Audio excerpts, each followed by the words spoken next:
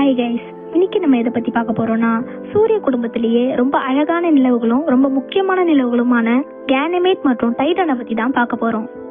நம்ம சூரிய குடும்பத்தை பொறுத்த வரைக்கும் அதிக அளவு நிலவுகளை கொண்ட 2 கிரகங்கள் எதுன்னு கேட்டிங்கன்னா, ஒன்று வியாழன், இன்னொன்று சனி. இந்த 2 கிரகங்களுக்குமே அதிக அளவில் நிலவுகள் இருக்கு. எந்த அளவுக்குன்னு கேட்டிங்கன்னா, வியாழன் கிரகத்திற்கு 95 நிலவுகள் இருக்கு, சனி கிரகத்திற்கு 146 நிலவுகள் வரைக்குமே இருக்கு.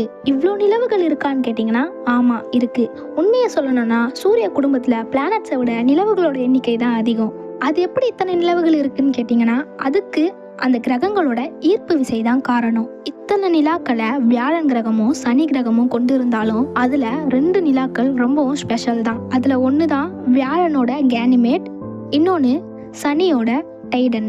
கேனிமேட் நிலவை பத்தி சொல்லணும்னா, கேனிமேட் தான் சூரிய குடும்பத்திலேயே மிகப்பெரிய நிலவு. இந்த கேனிமேட் வியாழன் கிரகத்தோட 3வது நிலவு ஆகும். இது மெர்க்குரி மற்றும் புளூட்டோவை விட பெருசு. கேனிமேட் என்பது கிரேக்க கடவுளுடைய பெயர்.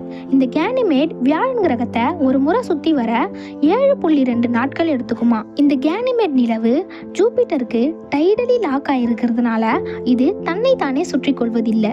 கேனிமேட் தான் சூரிய குடும்பத்திலேயே மேக்னெட்டிக் ஃபீல்ட், காந்த விசை கொண்ட ஒரே நிலவு. அது மட்டும் இல்லாம கேனிமேட் மேற்பரப்புக்கு கீழே சால்ட் வாட்டர் ஓஷன் இருக்கலாம்னு நாசா சொல்லியிருக்காங்க. ஒருவேளை அப்படி இருந்துச்சுன்னா பூமியில இருக்கிற சால்ட் வாட்டர் லெவலை விட கேனிமேட்ல அதிகமா இருக்கும்னு சொல்றாங்க. இந்த கேனிமேடோட வெப்பநிலை 90ல இருந்து 160 கெல்வின் வரைக்கும் இருக்குமா. இந்த நிலவு ரொம்பவும் குளிரான வெப்பநிலையை கொண்டு இருக்கிறதுனால இந்த நிலவுல இருக்க எரிமலைகள் பூமியில இருக்க எரிமலைகள் மாதிரி நெருப்பு குழம்புகளை வெளியிடாம பனித்துகள்களை வெளியிடுது. இந்த கேனிமேட் ரொம்ப மெல்லிசான ஆக்சிஜன் அட்மாஸ்பியரை கொண்டு இருக்குது. இதுல இருந்து நம்மளுக்கு என்ன தெரியுதுன்னா, கேனிமேட்ல ஆக்சிஜன் இருக்கு. இந்த ஆக்சிஜன்லாம் எங்க இருந்து வருதுன்னு கேட்டீங்கன்னா, கேனிமேடோட பனிக்கட்டி சர்ஃபேஸ்ல இருந்து O2 அதாவது ஆக்சிஜன் வெளிவருதுன்னு நாசா சொல்லியிருக்காங்க. உண்மையா சொல்லணும்னா இது ரொம்ப நல்ல விஷயம் தான். ஒருவேளை இந்த பனிக்கட்டி சர்ஃபேஸ்க்கு கீழே இருக்க சால்ட் வாட்டர்ல ஏதாச்சும் உயிரினங்கள் தோன்றி இருக்கலாம், இல்லைனா தோன்றலாம். அதை பத்தின ஆராய்ச்சிகள் போயிட்டு தான் இருக்கு. அதை பத்தின அப்டேட் வந்தாதான் நம்மளுக்கு அங்க என்ன நடக்குதுன்றதே தெரியும். அடுத்ததா டைடன். டைடன் சனி கிரகத்தோட 6வது நிலவு. சனி கிரகத்தோட மிகப்பெரிய நிலவும் டைடன் தான். இந்த டைடனோட ஸ்பெஷாலிட்டியே என்னன்னு கேட்டிங்கன்னா, சூரிய குடும்பத்திலேயே அடர்த்தியான வளிமண்டலத்தை கொண்ட ஒரே நிலவு டைடன் மட்டும்தான். பூமியை தவிர அதனுடைய மேற்பரப்புல நிலையான நீர்ம பரப்புகள் உள்ளதற்கான ஆதாரங்களை கொண்ட ஒரே துணைக்கோளும் டைடன் தான். இந்த டைடன் நிலவை ஆய்வு செய்வதற்காக காசினி என்ற செயற்கைக்கோள் அனுப்பப்பட்டுச்சு.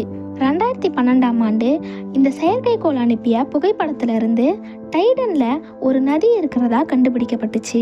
அந்த டைடன் நிலவோட மேற்பரப்புல கண்டுபிடிக்கப்பட்ட நதிக்கு குட்டி நைல் நதி அப்படின்னு பேர் வச்சிருக்காங்க. இந்த டைடன் நிலவானது நம்ம பூமியோட நிலவை விட 50% அதிக விட்டத்தையும் 80% அதிக நிறையையும் கொண்டு இருக்குது. சூரிய குடும்பத்திலேயே வியாழன் கிரகத்தோட கேனிமேட் நிலவுக்கு அப்புறம் 2வது மிகப்பெரிய நிலவு சனி கிரகத்தோட டைடன் நிலவு தான். இந்த டைடன் நிலவானது நீர், பனிக்கட்டி, பாறை பொருட்களால் உருவானது. 2004வது வருஷம் கேசினி சேட்டலைட் ஆராய்ச்சிக்கு அப்புறம் டைடனோட அடர்த்தியான வளிமண்டலத்துக்கு அடியில துருவ பகுதியில திரவ ஹைட்ரோ கார்பனால் ஆன ஏரிகள் இருக்கிறதா கண்டுபிடிக்கப்பட்டுச்சு. இந்த டைடன் நிலவானது அதிக அளவுல நைட்ரஜனை கொண்டு இருக்கிறதுனால இந்த நிலவோட மேற்பரப்புல மீத்தேன் மற்றும் ஈத்தேன் மேகங்கள் இருக்கிறதாவும் நைட்ரஜன் நிறைந்த கரிம பனிப்புகைகள் அதிகமா இருக்கிறதாவும் சொல்றாங்க. இந்த அழகான டைடன் நிலவு காற்று, மழைன்னு பல மாறுபட்ட காலநிலைகளையும் கொண்டிருக்கு. பூமியில இருக்க மாதிரியே பருவகால வானிலைகளை டைடன் நிலவு கொண்டிருக்கு. இத்தனை அம்சங்களை பெற்ற இந்த டைடன் நிலவு மேல நாசா அதிகமான கவனத்தை செலுத்திட்டு வராங்க. விண்வெளியில அதிகமான கவனம் செலுத்தப்படும் பொருட்கள்ல டைடன் நிலவும் ஒண்ணு. பிகாஸ் இந்த டைடன் நிலவுல நைட்ரஜனை அடிப்படையா கொண்ட உயிரினங்கள் முன்னாடியே தோன்றி இருக்கலாம், இல்லனா இதுக்கப்புறம் தோன்றக்கூடிய வாய்ப்பு அதிகமா இருக்கிறதுனால இந்த நிலவை நாசா அதிகமா கவனிச்சுட்டு வராங்க. இப்போ நம்ம பூமியில நம்ம எப்படி ஆக்சிஜனை பேஸ் பண்ணி இருக்கிறோமோ அது போல டைடன்ல ஏன் நைட்ரஜனை பேஸ் பண்ணி உயிரினங்கள் இருக்கக்கூடாது? டைடன்ல உயிரினங்கள் இருக்கா இல்லையான்றது ஃபியூச்சர்ல தான் நம்மளுக்கு தெரியும். அது வரைக்கும் வெயிட் பண்ணி பார்ப்போம். பாய் கைஸ், நெக்ஸ்ட் வீடியோல பார்க்கலாம். அப்புறம் நம்ம சேனலை சப்ஸ்கிரைப் பண்ண மறந்துடாதீங்க.